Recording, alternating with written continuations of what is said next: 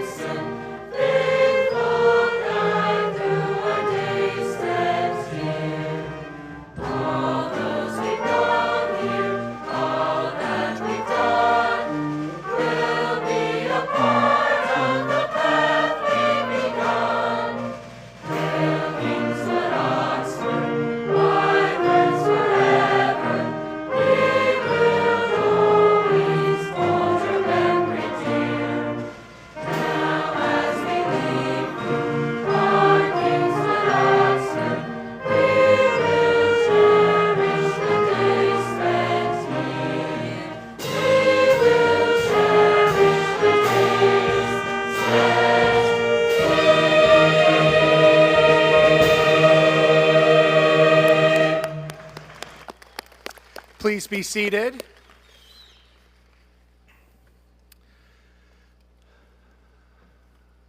It is wonderful to welcome you, along with the trustees of Kingswood Oxford, students, administrators, faculty, staff, family, friends, and the millions watching via live stream across the world today, to Kingswood Oxford's 112th commencement ceremony, celebrating the great class of 2024.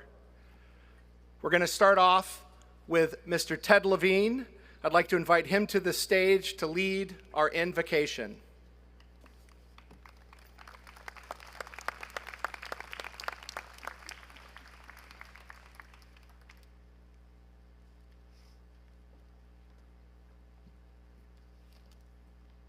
Hi. How are you? Good. Good morning, and welcome to you all who have traveled near and far to join us today. And it is a beautiful day. And to the class of 2024, if you don't know you're beautiful, you are. And you'll hear this today, your day, many times. And I have a new band for your playlist, Black 47, an Irish Celtic rock band, a favorite, political, passionate, at times angry. And there's one song refrain powerfully calling for commitment to a cause. Where will you be when we need you the most? This might be soon. You live in complicated times. You don't have much of a choice. And the question for you is, what will you do? What will you bring to these times? Where will you be when we need you the most? And what's next? Your time is now for widening. You will soon have this big chance to explore complexities you have yet to see. And at the same time, you'll sharpen, and you will find your single challenge, the profound question you have to answer, the ambiguity needing to be clarified. Scientists, you'll need to solve the problems science created. Historians, make sure our collective memory moves beyond fable and forgetting.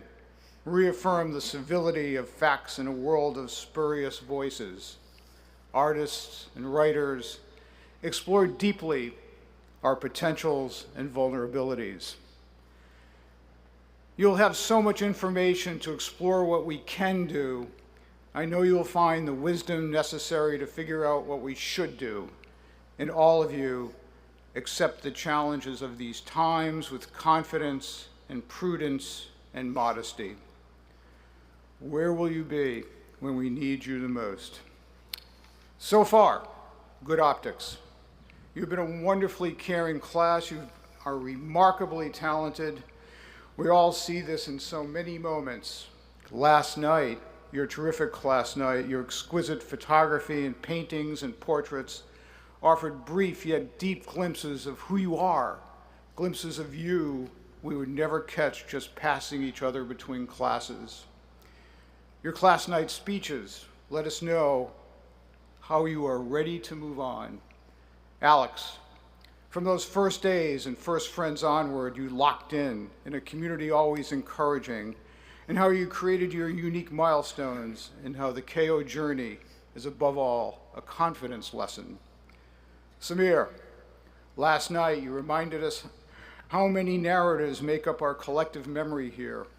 We all know how this is a community of friends and mentors and family, and how it's made in its seams, these moments truly form a community of caring beyond self.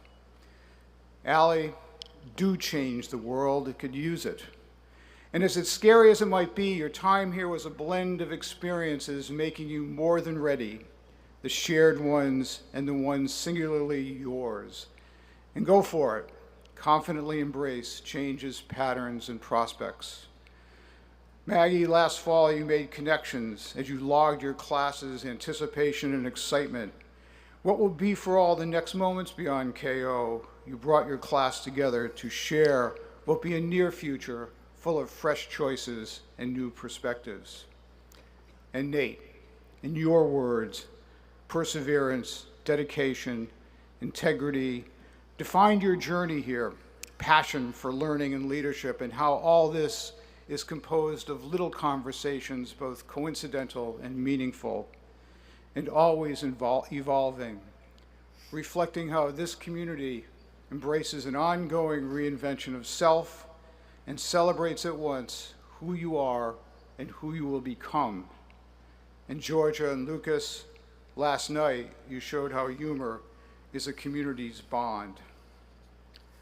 So to the class of 2024, go do good things in these interesting times and stay connected to us. You have a community here that cares about you deeply, teachers who have listened to your ideas and nurtured your unique voices, teachers who have grown with you. You know what? Teachers who have read every word you have written. You know what? You may never have this again, not in college and not in life. So to all of you, a deep thank you. At times you surprised us, you certainly impressed us, and we wish you all the very, very best. Thank you.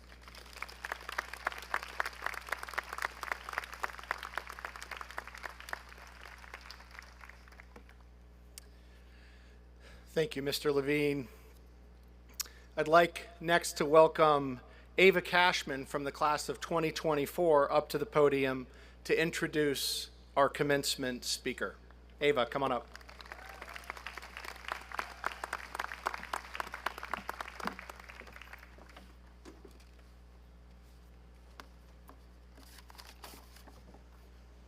Good morning, everyone. My name is Ava Cashman, and today I have the honor of introducing David Hild as this year's commencement speaker. It's tradition at KO that each year the senior class chooses a faculty member to speak at our graduation. And I can't think of a more fitting person than Mr. Hild to connect with us on our last day as seniors. Not only has he been a positive force in all of our KO experiences as our form dean, but he is also graduating with us today. Mr. Hild's KO journey has been almost 50 years in the making. In 1975, he joined KO as a Form 2 student. 5 years later, he graduated KO and went on to attend Bates College. After starting his family in California, Mr. Hild decided to return back home to Connecticut and start a new chapter of his KO story. For 31 years, Mr. Hild has devoted himself to the KO community as an English teacher, advisor, coach, dean, and more. Today, Mr. Hild will be saying goodbye to the KO community alongside the class of 2024, and we all congratulate him on his well-earned retirement. Let's give him a round of applause.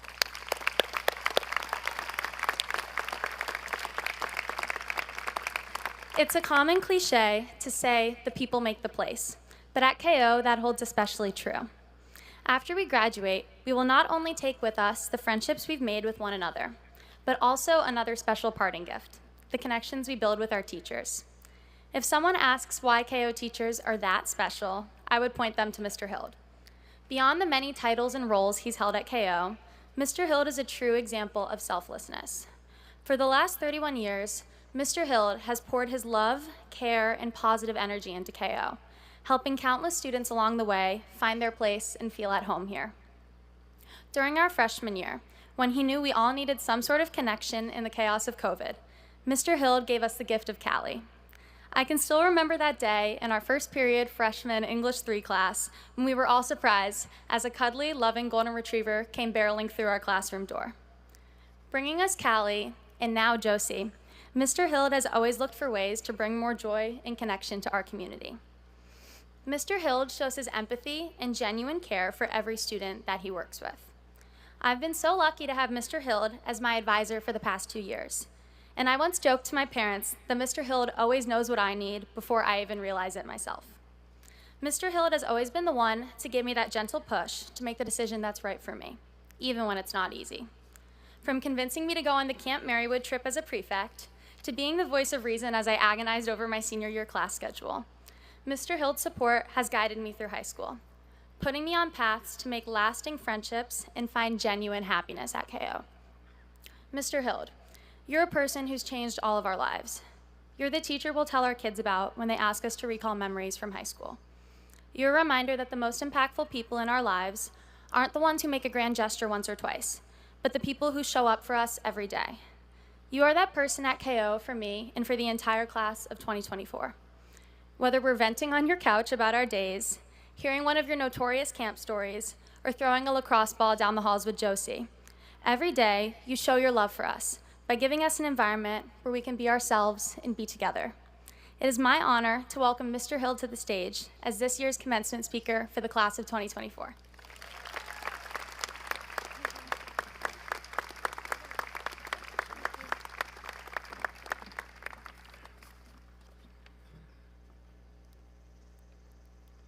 Sorry, I might need a moment here. I'm usually good at checking my emotions in situations like this. My mom, whose example has always been my model, strongly believes in maintaining a public presence, but I've failed that so many times this year.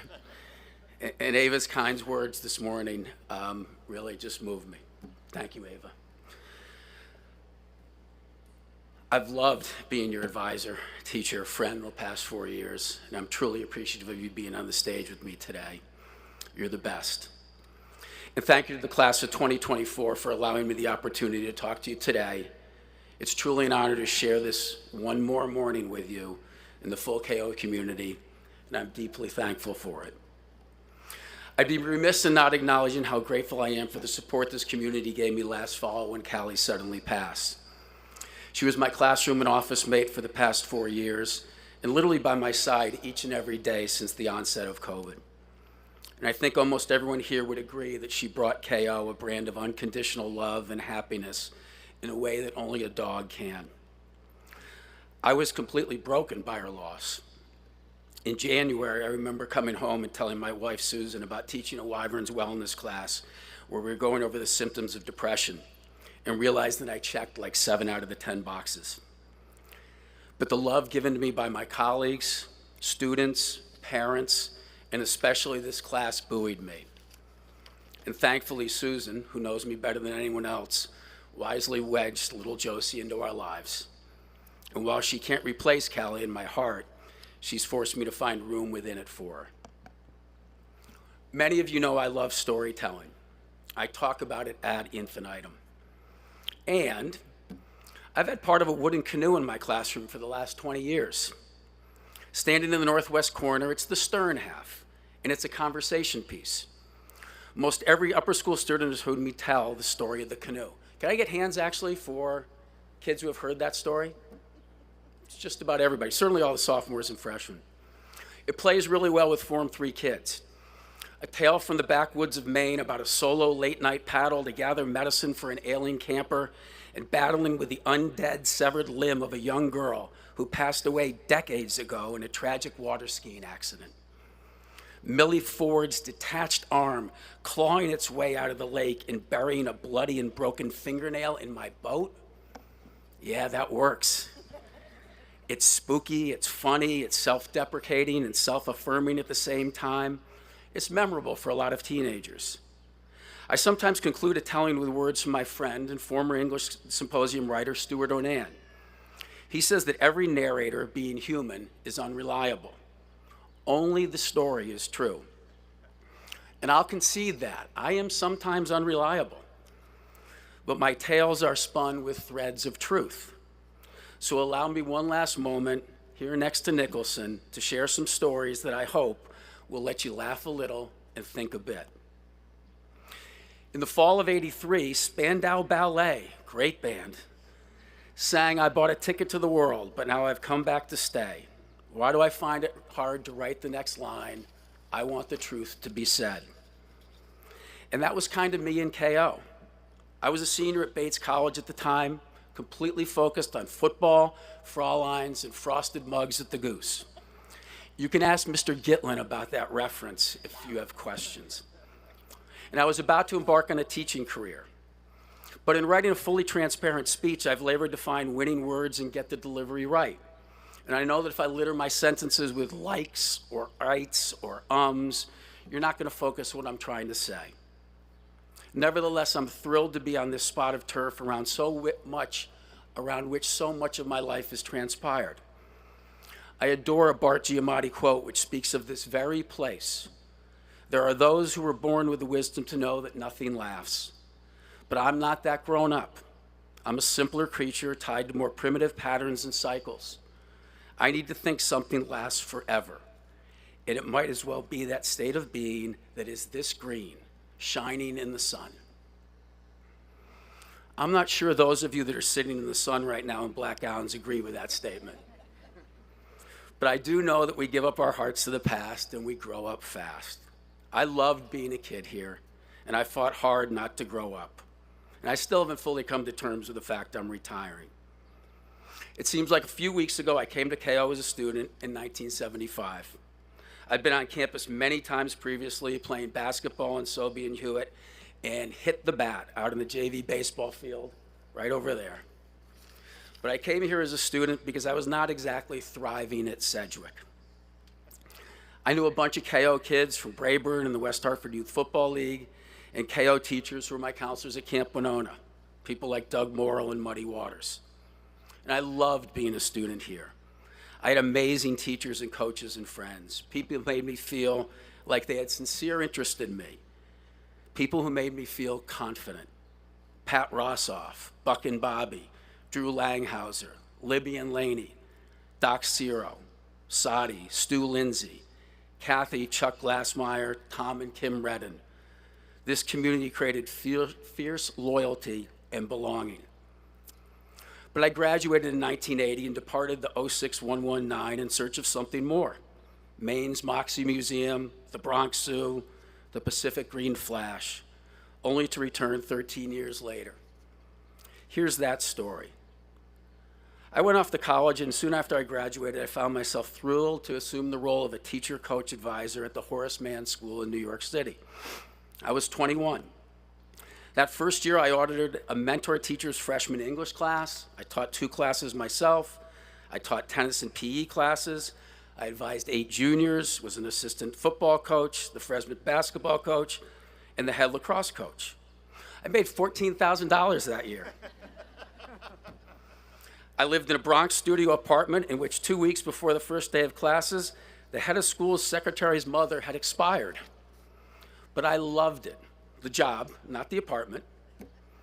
Susan and I married in August of '85, and we stayed at Horace Mann for 3 years and then found sunnier shores at the Bishop School in La Jolla, California. We started our family there, adding David and Stephen and a black lab named Ebby. And at Bishop's, I taught all levels of English and advised and became a class dean and coached football and basketball. In baseball, there was no lacrosse in San Diego in the 1980s. The school was an elite prep school hard by beaches populated by surfers and seals. And there I learned the intricacies of how to be an effective teacher, coach, benefiting from the guidance of gifted and generous colleagues. So how did I end up back at KO? In November of '93, I got a call from head of school Lee Levison asking me to come back to be the head football coach. It doesn't seem real logical to move back to West Hartford from San Diego. Going from a Four Seasons resort 100 yards from La Jolla Cove to a plucky Verbo up the hill from Trout Brook. But I've never regretted coming home. The opportunity to be close to family and raising my kids and to try to give back to KO were more than compelling. And to be honest, I've spent time very consciously that spring pondering what my story would be at the end of my career, say 2024, if I stayed in San Diego versus coming home. And I like the New England version a lot better. I still do.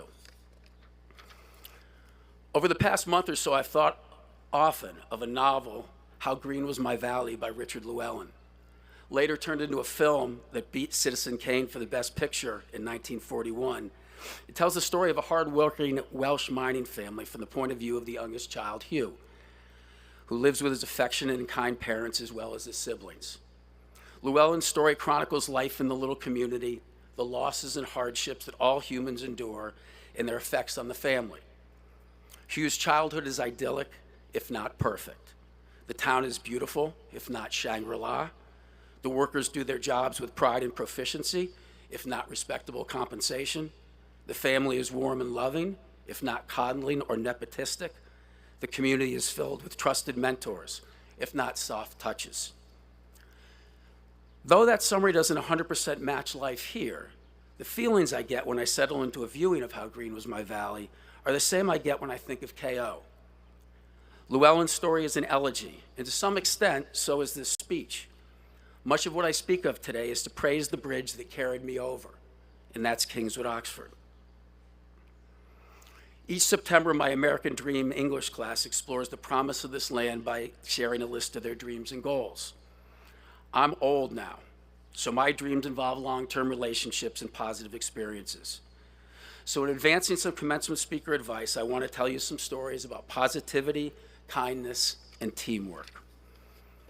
What does it really mean to be positive and kind?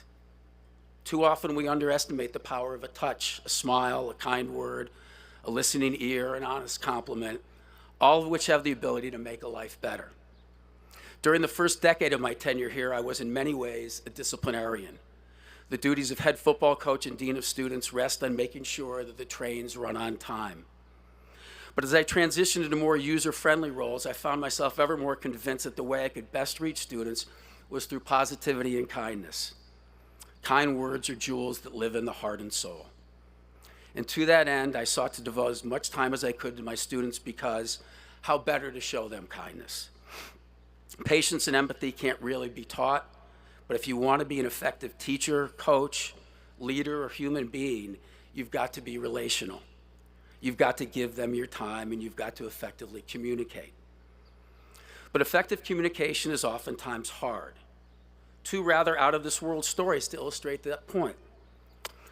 In his novel Breakfast of Champions, satirist Kurt Vonnegut writes of an alien who comes to Earth with the truest of hearts to help mankind. A flying saucer carries Zog to Earth so he can explain how wars can be prevented and how cancer can be cured. He brings the information from a planet where the natives converse by means of farts and tap dancing. Zog lands at night in suburban Connecticut. He has no sooner touched down than he sees a house on fire. He rushes to the house's front door, knocks on it, and begins furiously farting and tap dancing to warn its occupants of the terrible danger they're in. The head of the house, afraid, confused, and revolted by this farting and tap dancing creature, goes to his golf bag and summarily brains Zog with his 3-iron. Sometimes the best of intentions fail due to communication problems. But oddly, sometimes the actual wording doesn't matter. The feeling communicated works by itself. Second mini story. I used to watch a lot of cartoons when I was a kid. The Adventures of Rocky and Bullwinkle had great heroes and villains, but the Jetsons was certainly among the finer ways to spend a TV session. Set in a futuristic society, George Jetson raises his boy Elroy, daughter Judy, with Jane, his wife. And he has a big, goofy dog named Astro and a riveting robot named Rosie. In the episode, A Date with Jet Screamer, George's daughter Judy enters a songwriting contest and wins a date with Jet Screamer, the Elvis Presley of his galaxy. Judy's song takes first place in the contest because her little brother Elroy has accidentally inserted the words "eep op ork ah ah" immediately before the lyrics "I love you."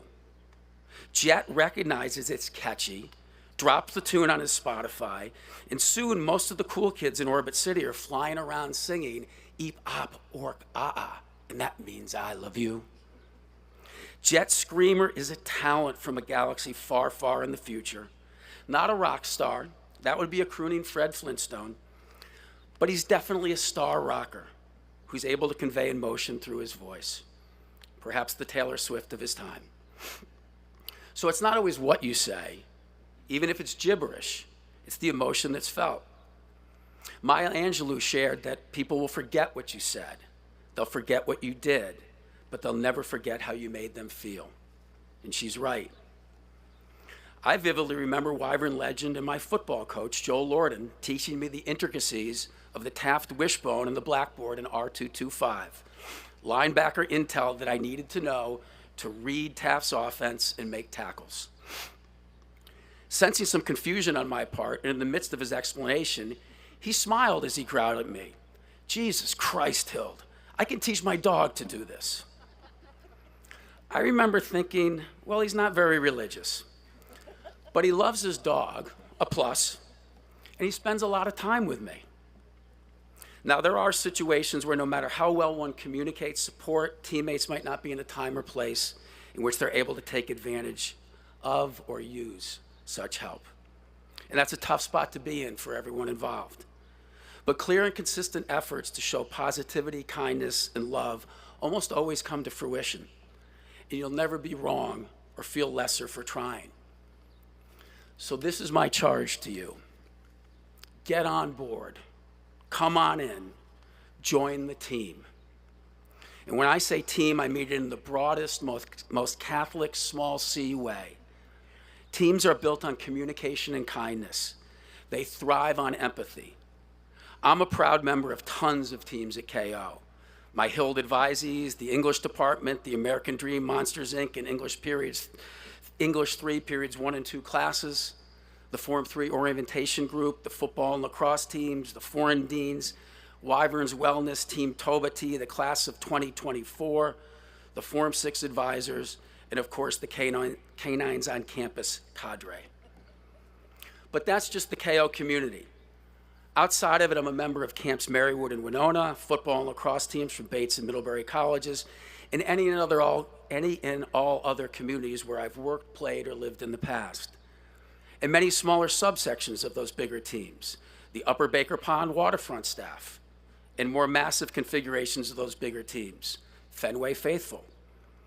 But most important of all, I'm a part of Team Hild. Whatever else I may be, I am always, first and foremost, my parents' son, my sister's brother, my wife's husband, my son's dad, and Archie and Margot's pop. Those are the most hardy teams in my life. So your teams could be any assembled grouping, but whatever teams you choose membership. Scads of research has proved that people live longer, healthier, and happier lives when they are enmeshed in a community. And don't get me wrong, I think we all need moments to ourselves. I'm a strong proponent of going for a long run on a country road or paddleboarding, a placid lake, getting lost in a novel, or sampling a new podcast. We all need individual/me time. But the majority of our life experience is best lived when we find ourselves part of a group. Under the right circumstances, individual teams unite communities. The symbiotic nature of working and playing in a group eases the stress of living and engenders the enjoyment of life. Team Tobati is one of the finest opportunities that KO has ever provided its students. It's a life-changing experience for many. And if you're a teacher and you want to get to know, really know your students, go and spend 10 days with them in Paraguay. Through the generosity of Ron and Denise Garcia, I've been privileged to make the trip 6 times. And I've always stayed with my friends at the Pizzeria La Farola and a member of work groups that either help move bricks or manually level soccer fields or extract boulders from playgrounds or cut sugar cane or play pato pato gonzo with elementary school kids. It's hot, humid, hard work.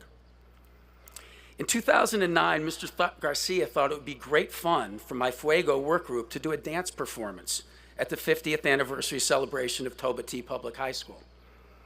So unbeknownst to us, he volunteered us to be the marquee act of the night. Now, truth be told, as a former athlete, I'm not at all shy about performing in front of a crowd, except when it involves dancing, because I'm a terrible dancer. I don't just have 2 left feet, I don't really sync my movements with the music very well. But my Fuego comrades were all seniors who had been in my English symposium class that fall, and as much as I wanted to opt out, I couldn't. So with the help of our dance teacher, David, we practiced day after day after day, dancing to Daddy Yankee's Despacito on the terrace of the Maki School, in the courtyard of Central Headquarters, and even at the Costa Alegre Elementary School. The practicing was interminable. Seemed the sun was always blazing when we rehearsed, and that I continuously failed to improve. But my teammates encouraged me, and I encouraged them. It's fair to say that none of us were thrilled about this opportunity, but we put our best game face on to represent Team Toba T. We adopted a go big or go home philosophy, and going home wasn't really an option given the 8-hour flight from Sao Paulo to JFK. However we were going to be received on the night of the performance, we were going for 100% investment in the dance. Exaggerated body and arm movements, facial expressions that would define exhilaration and defy expectations. Now, because I've already told you that storytellers delve in honesty, I have to tell you that I wanted no part of this. And I knew in my heart of hearts I was going to look beyond foolish, really incompetent. But pride is the mother of all sins, and sometimes humility is required to foster a greater good. On the night of the big celebration, prepping us in a small windowless alcove above the stage, the costumers adorned us in the shortest shorts they could find. Havaiana flip-flops, bright white sleeveless crop top t-shirts, and then they covered us in glitter. As third former Annie O'Connor would say, "Mr. Hild, the fit is given." For those of you who are not hip to that terminology, and I was not either, that means the outfit is great. And thus attired, we went out on a sultry and sweaty Paraguayan stage and performed for about 2,000 Tobatians. We sold our performance with pure enthusiasm, if not ability. Now, I'm not saying for 1 second that our performance was actually good. The crowd probably didn't think that either. But they gave us the loudest and most enthusiastic cheers heard all night because they recognized our effort and rewarded it. And honestly, I don't know if that really matters because we as a team were completely united. Everyone had done their best, supported their peers, and won. And when you show a willingness to care beyond self, people respond in kind. And in 2012 or so, Mr. Garcia and I became friends again. Being on a team makes you give. Your focus isn't on me, but we. You find things within yourself that you didn't know you had. You better yourself and the people you're with by being a member of that community. For many of my years as a head coach here, I would speak to my teams about the significance of wearing the gray tee. It used to be that KO athletes got a role consisting of black shorts, gray socks, a fresh towel, and a gray t-shirt every day. Some people remember this. I love the gray tee. It wasn't fancy. It was just a simple gray t-shirt with an encircled black letter S, M, L, or XL in the center of the chest. The gray tee symbolized you were just one of the guys. You weren't special. You weren't a dude. You're just a member of the team. And in that uniform, there's equality. For about 30 years, KO athletes wore the gray tee to every practice and for every game.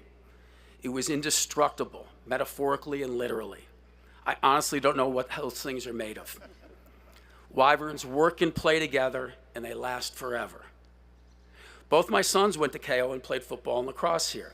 My younger son earned 8 varsity letters playing both sports in college, and his older brother earned 4 in lacrosse and then continued to play professionally for several years before graduating. And in each and every post-KO game they played, they both wore a KO gray tee under their pads. Maybe it was superstition, maybe because it never expires, or maybe it was the message that they desired to remind themselves of. It's not about me. So whatever team you're on, frame your role around helping others more than looking out for yourself. Make it your primary goal to support your teammates. It's in giving to one another that each of our lives becomes meaningful. And each and every one of us has something to give. Think about how great your team would be if everyone on it viewed their participation as a contest of giving. I love that phrase, a contest of giving.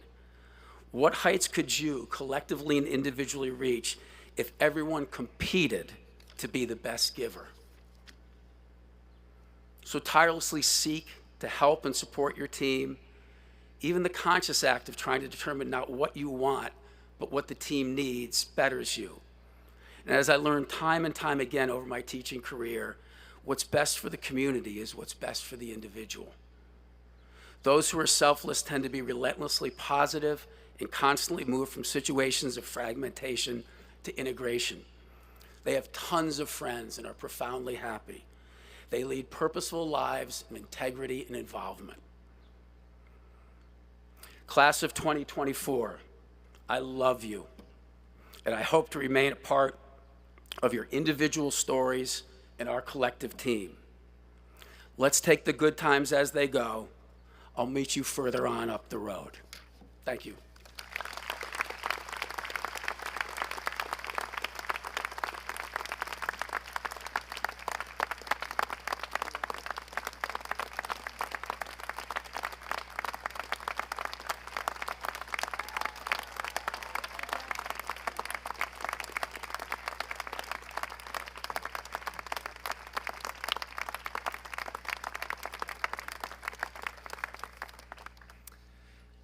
David, thank you for that. We are going to miss you and hope that you will be back often. All right, we now get to the exciting part that the students have been waiting for probably most of all, which is the giving out of diplomas. If I could invite our head of upper school, Lisa Loeb, to the podium to assist, as well as our chair of the board, Jeff Gitlin, for the presentation of diplomas.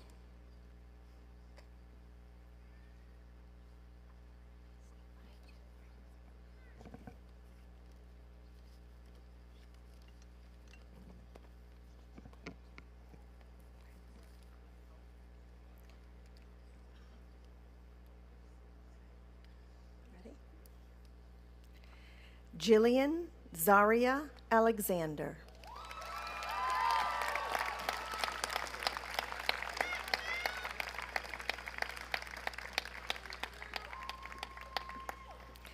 Alexandra Grace Arcaro.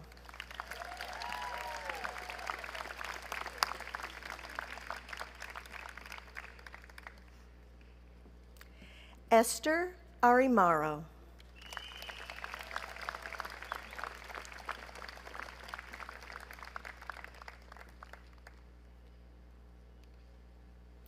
Samuel Auclair.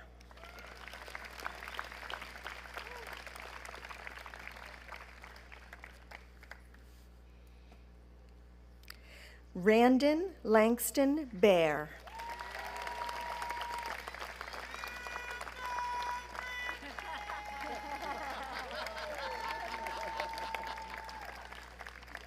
Emma Margaret Behringer.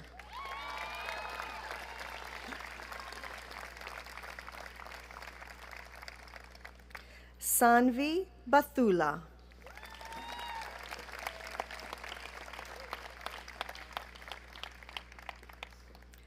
Maximus J. Bedard.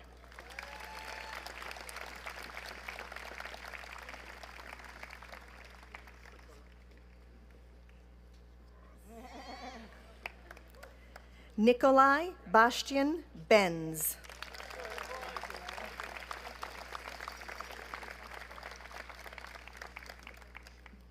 Nathan Charles Bowes.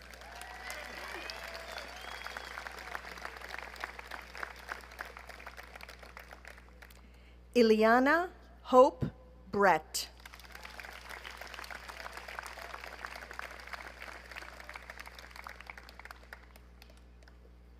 Ashley Elizabeth Buckingham.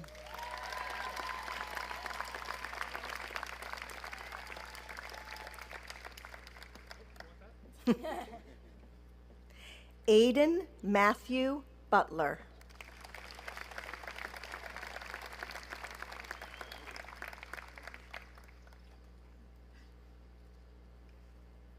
Michael Roman Bizwicki.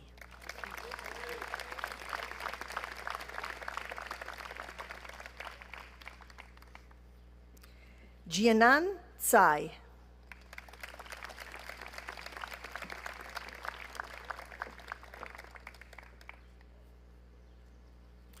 Ava Marie Cashman.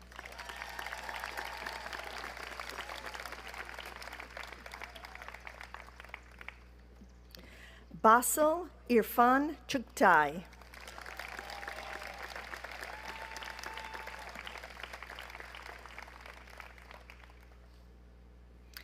Samuel Cote.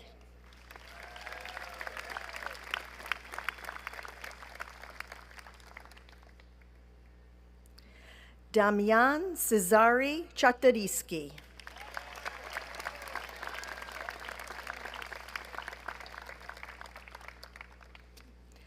Grant Edward Daigle.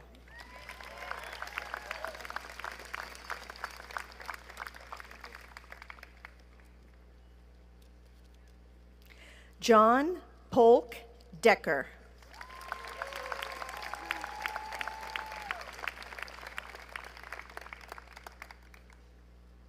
Sean William Delaney.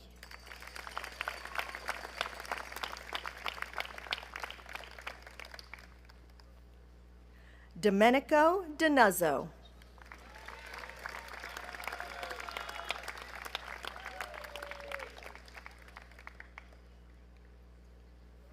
Jackson Rudy Drapo.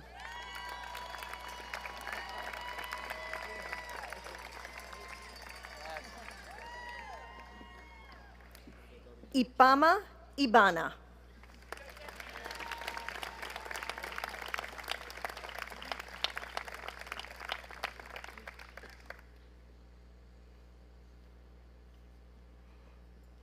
Sienna Diem Freeman.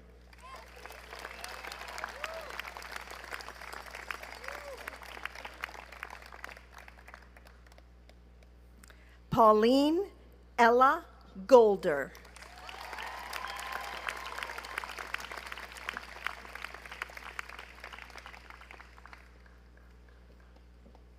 Sean Padrig Habib.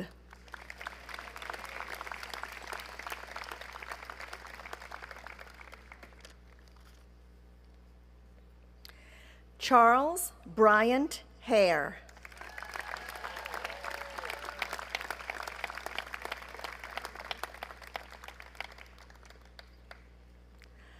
Hannah Miriam Hajai.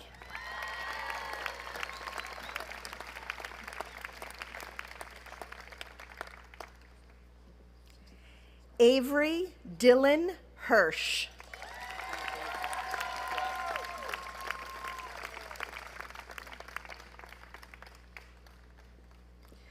Audrey Pearl Karasik.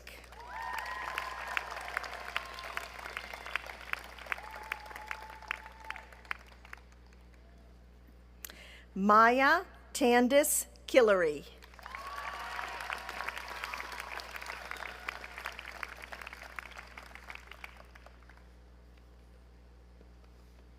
Lucas Brand Collin.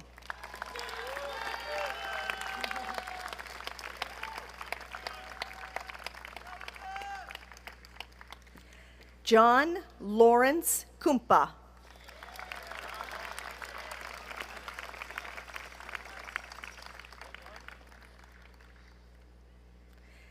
Allison Emma LaCroix.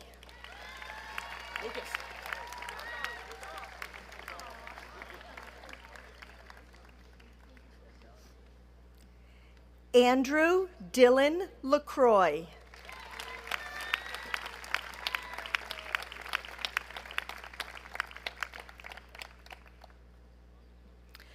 Shwa Ting and Lee.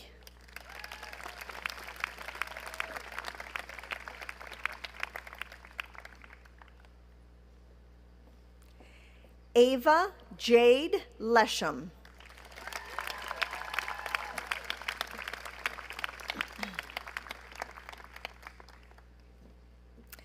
Alexander Noah Levin.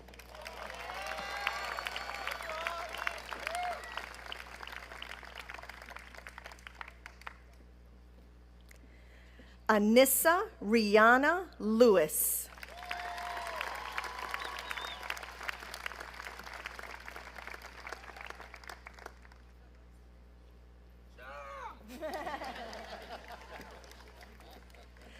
Avia Joy Lore.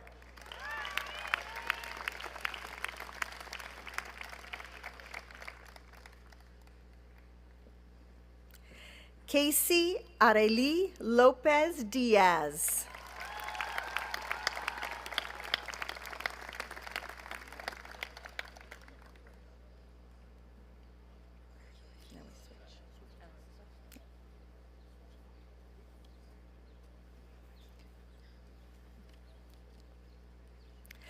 Georgia Catherine Lewis.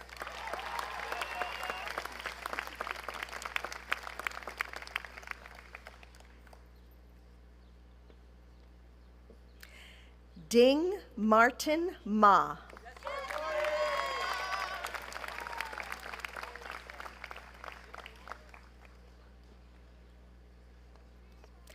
Hannah Ruby Malkin.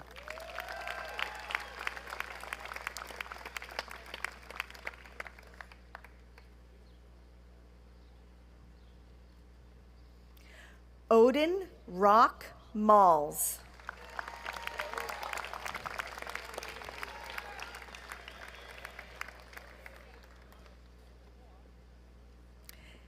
Jacob Ajalon Sylvester Mapp.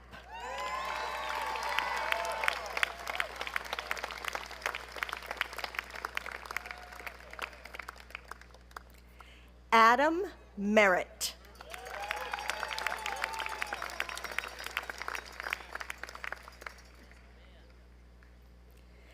Dia Kamlesh Mistry.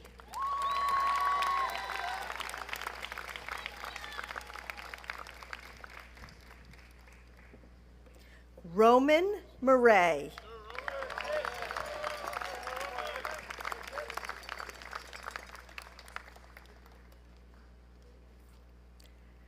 Manila Muthukumar.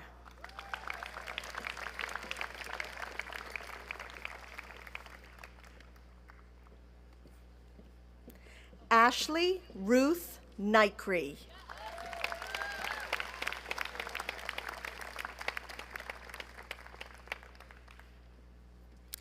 Chelsea Rose O'Donnell.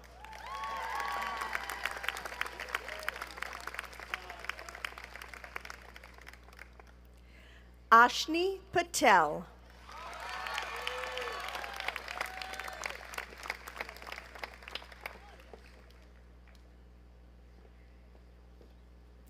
Samir Patel.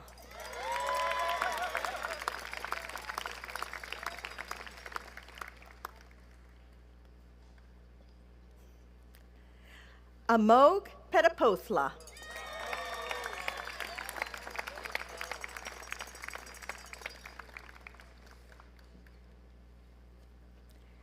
Luke Pauley.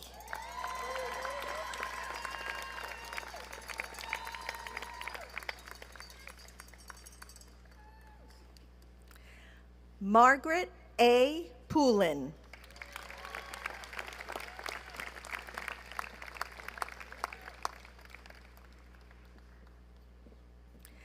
Alexa Hyacinth Ilka Prahl.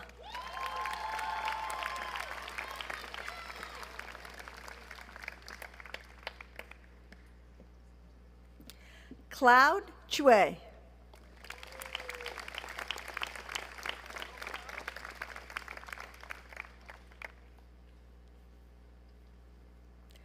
Sophia May Radmanovich.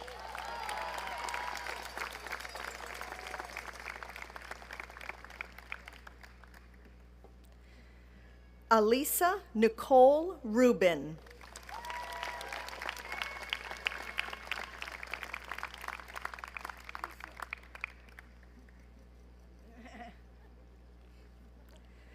Oscar Luca Rooser.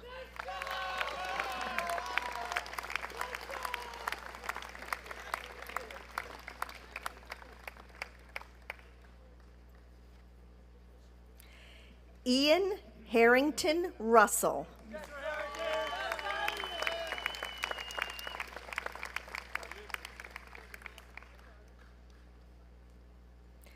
Ty Robert Russo.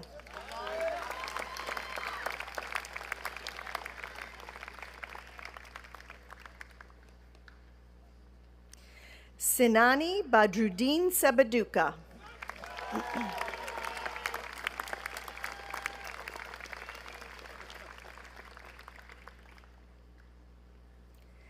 Charles John Simons.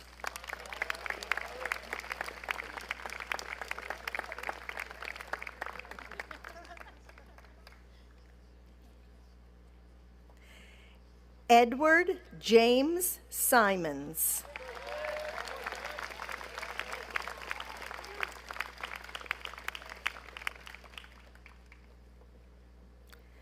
William J. Slayton.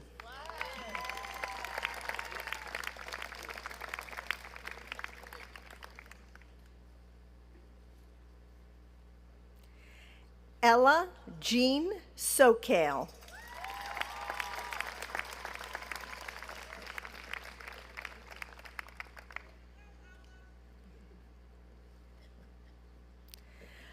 Olivia Sydney Stevens.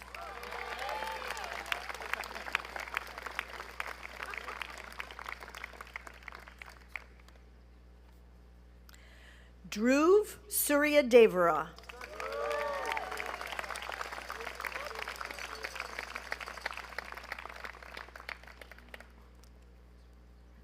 Loretta Pearl Sish.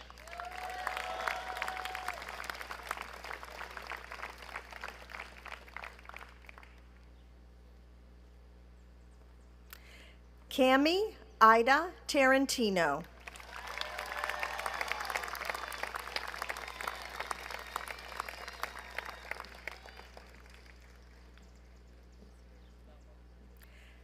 Scott Matthew Taylor.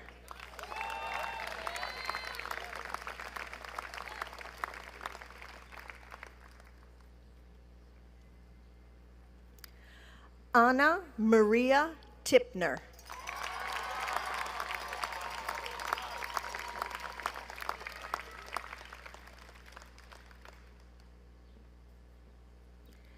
Nicholas Franz Tipner.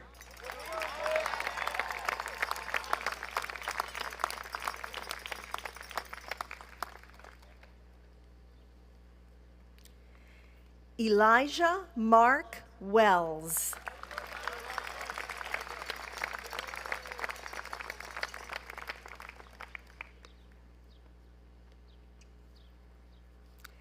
Erin Rebecca Westfall.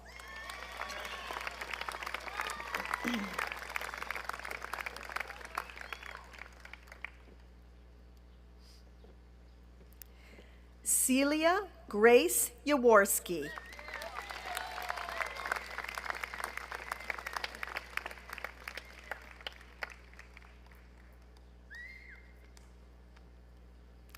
Luciana Eva Ibarra.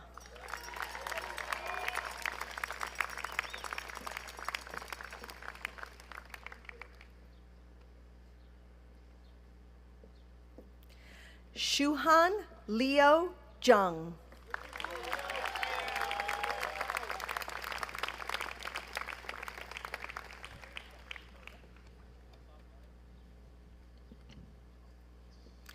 Tianyu Ryan Jung.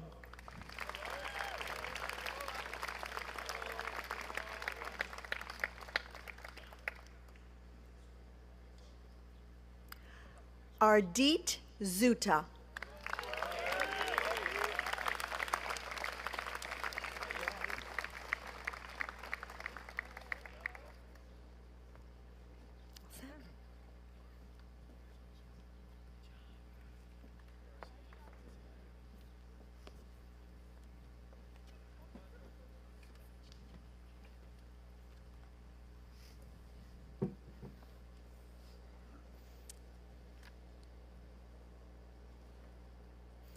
Ladies and gentlemen, I present to you the class of 2024.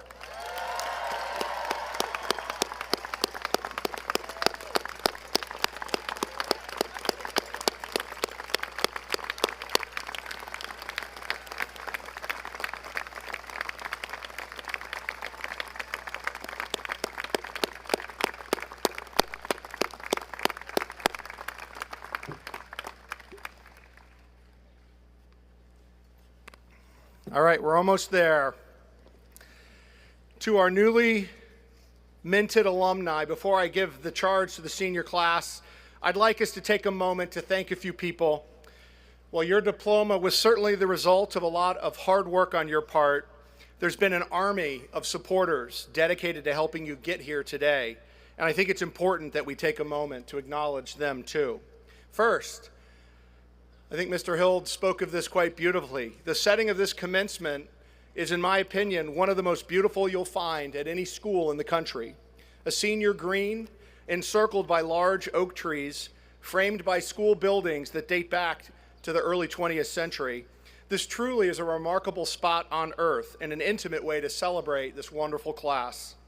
But there are a group of people on this campus who work tirelessly to make it look this nice. So please join me in congratulating or thanking our B&G crew for spending countless hours.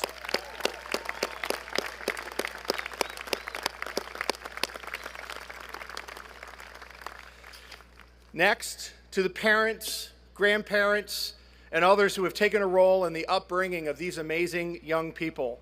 Thank you for entrusting us in the awesome task of raising responsible, thoughtful young people.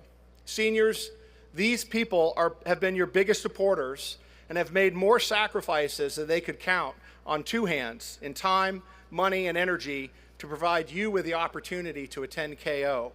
Please join me in thanking them.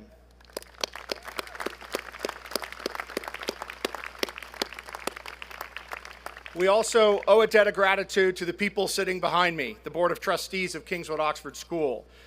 Though you all do not get the great pleasure that we have of interacting with these amazing students on a daily basis, your tireless commitment, time, philanthropy, and your wisdom have also made it possible for these students to become graduates of KO today. So thank you, KO Board of Trustees.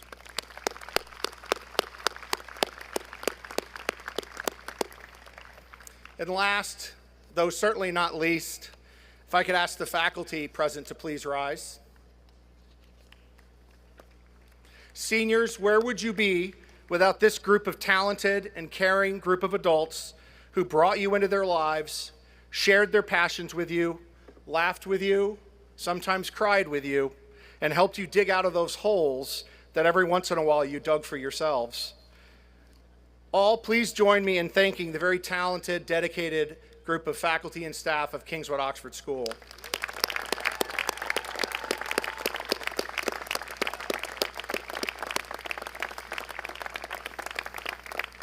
Now, on to my charge to the class of 2024. I have three relatively brief charges for you. First, it is a privilege to go to college. In many ways, you have won the lottery of birth. Only 7% of the world's population will have the opportunity to earn a degree from college. In thinking about the importance of education, Oprah Winfrey commented that education is the key to unlocking the world, a passport to freedom. It is the #1 driver of economic growth, poverty reduction, and improved health in the world. But in a developed country like ours, we sometimes take it for granted. If you think about it, it's an amazing, incredible luxury to have the time to spare to learn how to read, write, play on a sports team, or sing on a stage. Many children in the world start working as soon as they are old enough to contribute to the family economy. A roof over your head, food to eat, clean drinking water take priority over studying biology, with apologies, Mr. Goodman. In South Sudan, 70% of children your age and younger have to move with their cattle throughout the year and don't go to school at all. In Afghanistan, children there have experienced 3 decades of war and violence, and young girls, in particular, have been excluded from going to school by the brutal, misogynistic regime of the Taliban. 18-year-olds around the world would do anything to be in your shoes, to be in Mr. Hild's English class, discussing Lady Macbeth's role in the murder of King Duncan, or doing homework for that challenging pre-calc honors class. In developed countries like the United States, the very opportunity to go to a college is still very much a luxury. Only about 35% of Americans graduate from college. And if you're lucky enough to earn a bachelor's degree, your salary will be 86% higher on average than those with only a high school diploma. Never forget that college is a great privilege. Remind yourself of this occasionally over the next few years when you're stressed out about an exam or feeling overwhelmed by the workload. My second charge is kind of the sibling charge to charge 1. Do not view your college education as a means to an end, but embrace it as an end in itself. There's been an unfortunate growing trend to view education in transactional terms, as a commodity in the marketplace. Sadly, this perspective often starts in high school, where the pressure to get into as selective a school as possible leads students to make strategic choices to pad a college resume. The unfortunate outcome of this system is that it attempts to reduce you to a number.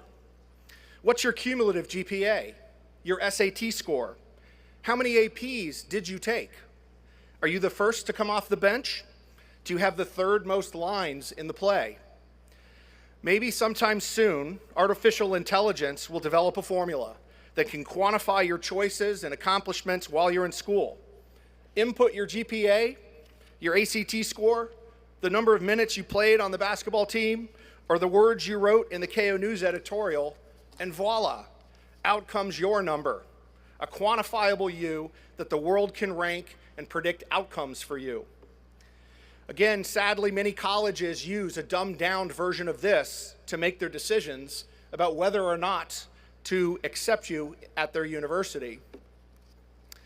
If high school is about getting into a college, then college then becomes about preparing you for the workforce.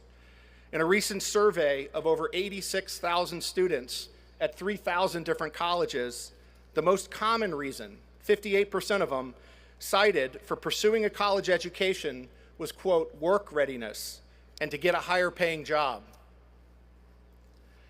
There are a few problems I have with this system.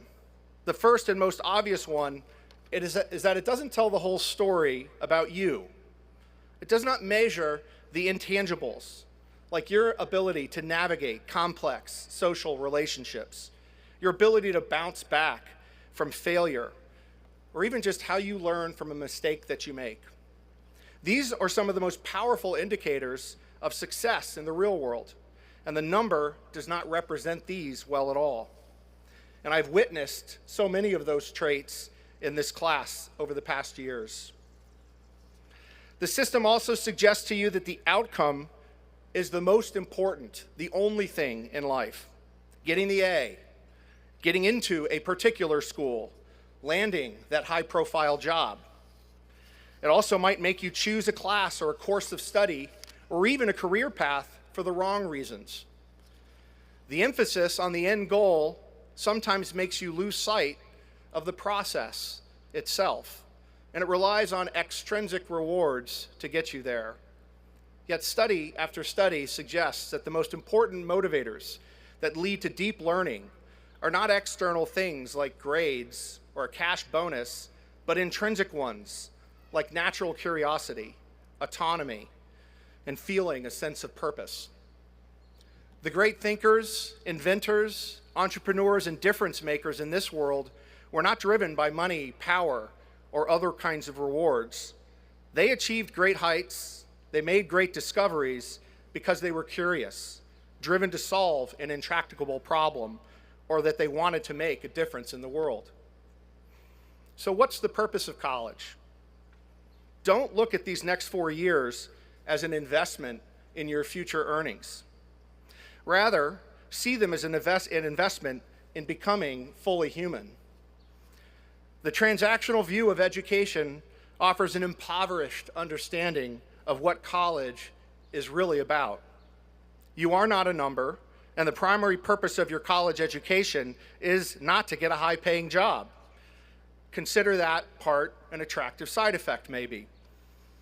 The real purpose of these next 4 years is for you to expand your mind and broaden your horizons, to gain a better understanding of the world around you.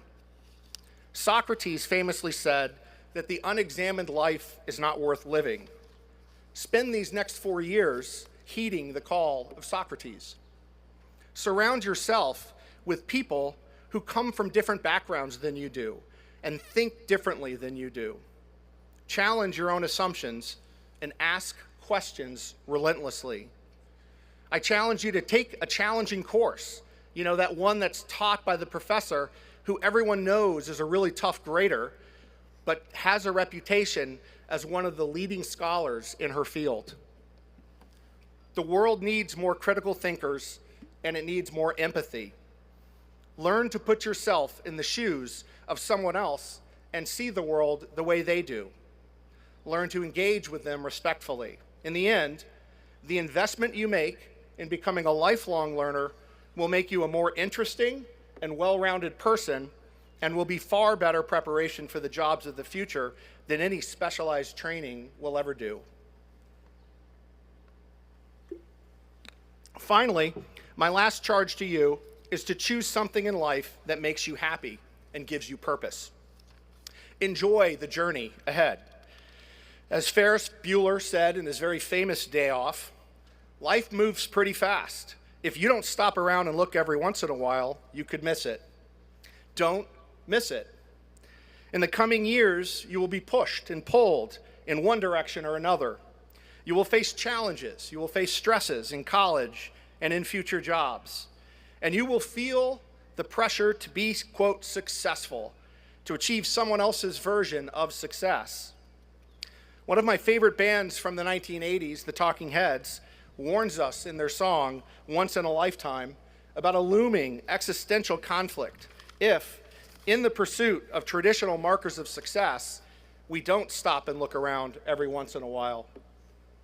And you may find yourself behind the wheel of a large automobile, and you may find yourself in a beautiful house with a beautiful wife, and you may ask yourself, how did I get here?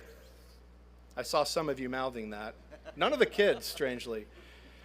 The singer, David Byrne, suggests that he reached the pinnacle but lost sight of how he got there.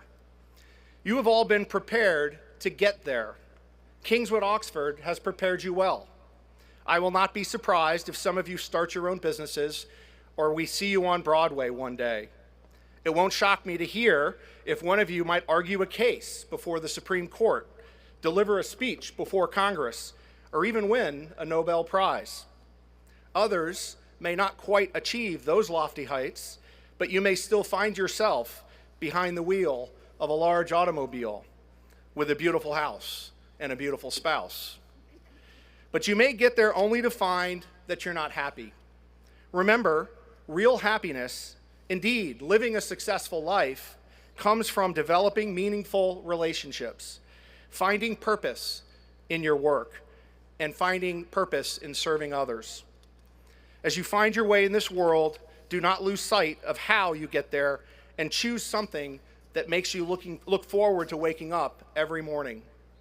We look forward to hearing how happy you will be. I will leave you with a somewhat overused Irish blessing, overused by me because I've done it every single commencement, but I think for good reason. May the road rise up to meet you. May the wind be always at your back. May the sun shine warm upon your face. The rains fall soft upon your fields. And until we meet again, may God hold you in the palm of his hand. One more final charge. Call your parents at least once a week next year. I would now like to invite Mr. Rob Keif to the stage for a farewell message.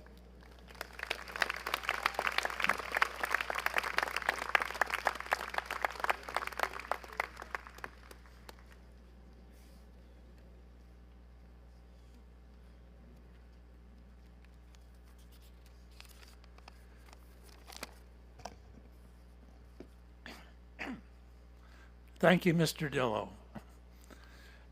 Mentioning the Supreme Court, noticing the trustees in their black robes, I feel like I'm standing in front of the Supreme Court. Class of 2024.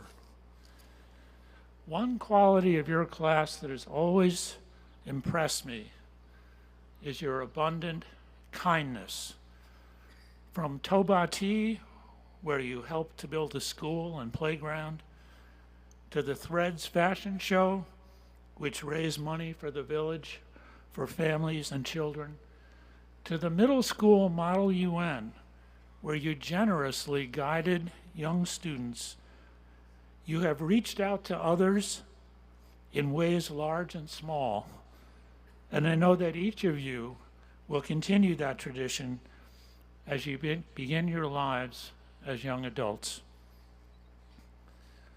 Always remember that no act of caring or generosity, no matter how tiny, is ever wasted. A word of encouragement to a younger brother or sister, a sincere compliment to your college roommate, or simply a cheerful hello to a passerby says to that person, I care, you matter, I thought of you. Each of us has our own definition of success. Here is Ralph Waldo Emerson's. If even one life has breathed easier because of you, this is to have succeeded. Thank you, congratulations, and Godspeed.